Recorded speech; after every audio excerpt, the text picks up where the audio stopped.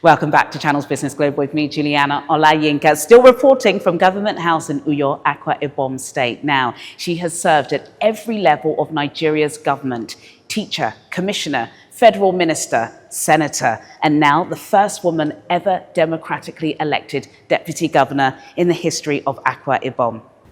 Before now, women, generally in Africa, in Nigeria, Akwa Ibom not an exception, they were always looking at women as your responsibility is back home. Take care of your husband, your wife, your children, the family, and ensure your home is okay. But with what God is doing daily, God giving the women the opportunity as the men, because we were created equal. We are equal before God. Yes, we acknowledge men as the head of the family, but then the creation made us equal. Same brain, same hands, same eyes, everything. And by God's creation, women are builders across board. You build your home, wherever you find the opportunity, you build. And so for Akwa Ibom State, now under our best gender-friendly governor, my own governor, God's gift to Akwa Ibom State, God's gift to the women of Akwa Ibom State, accepting to pick a woman as his deputy is a proof that from level to level, every year, every season, that Akwa Ibom is evolving to fulfill the purpose of God. So I see my emergence as the first female deputy governor elected. We had appointed when there was issue a change, and the woman was appointed. This one running with the governor, the same ticket, together, same time. It's a thing of joy.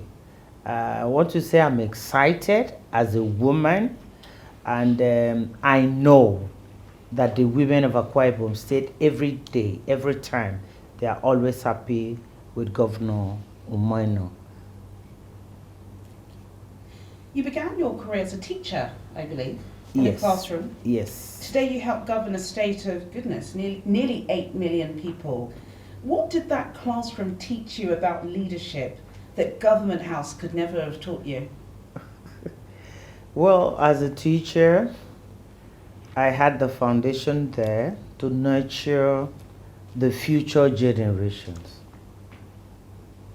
helping them to stand, to know their direction, what to do when you grow up.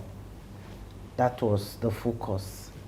Now, as a politician, and Akwa Ibom State with the population of over 8 million people now, under the leadership of a good governor, whose concern is not just for today, his concern is for tomorrow, because he knows one day we will exit, we will leave the position. When you move aside, what happens to the next generation?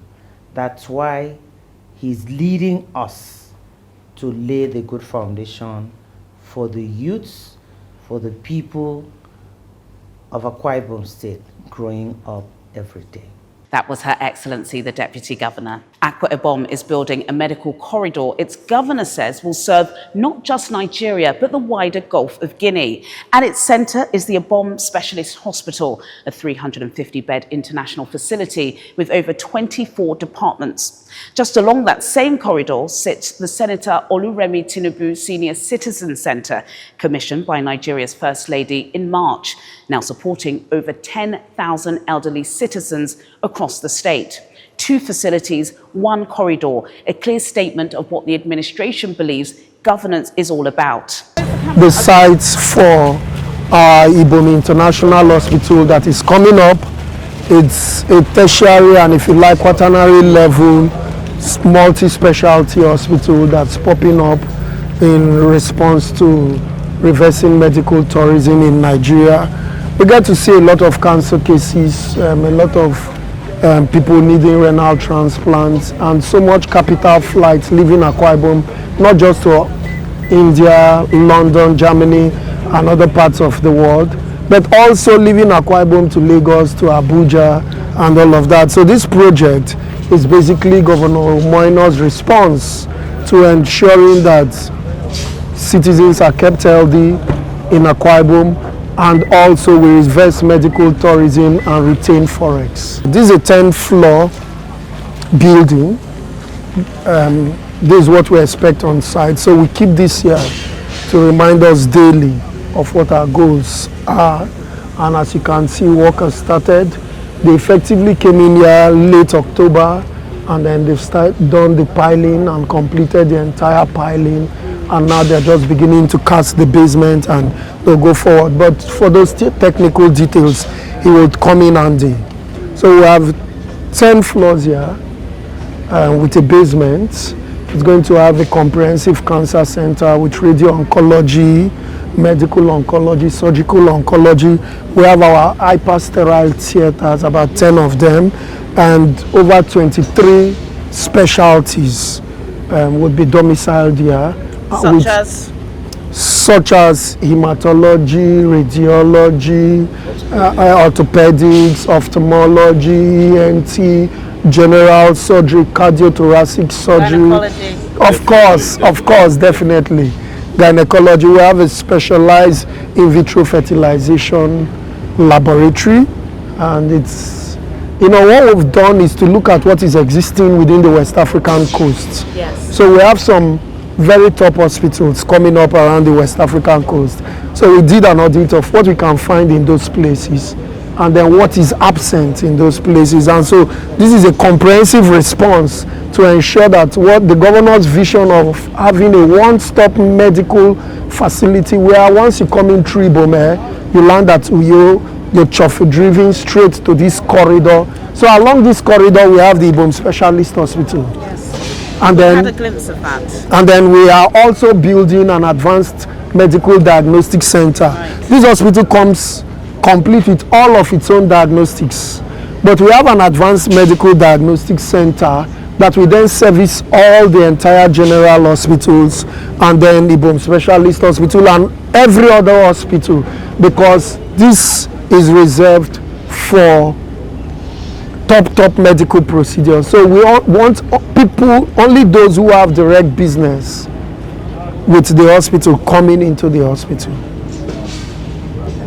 So, and just next to this place we have the Senior Citizen Center, which is like a wellness center for citizens age 60 and above, where they can come in, relax, play games, interact with folks, and then get help. Medically, it comes complete with a clinic. I'm happy for what our government is doing for us. Now, this is my mom now. For just find a way to Igorokbene, now is nearer to us. I appreciate it. Maria basi kanyang Jesus. Amen. Na basa na mo tayo tiyamin angin. Nginika.